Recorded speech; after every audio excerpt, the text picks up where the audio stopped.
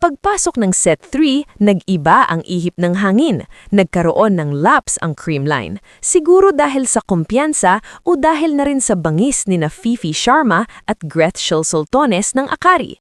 Dinurog ng Chargers ang creamline sa score na 16-25. Dito tayo napaisip, mauulit ba ang nangyari sa reinforced conference kung saan nalaglag ang creamline sa semis race? Pero ito ang kaibahan ng creamline sa ibang team. Kapag nasusugatan, lalong bumabangis. Imbes na mag-panic sa set 4, bumalik sila sa kanilang happy, happy, heart strong mantra. Isang 12-4 run ang pinakawalan ng creamline sa simula pa lang ng 4th set. Binura nila ang momentum ng Akari. Si Eliza Valdez nagpakita ng vintage performance, 20 points, 19 excellent digs at 8 receptions.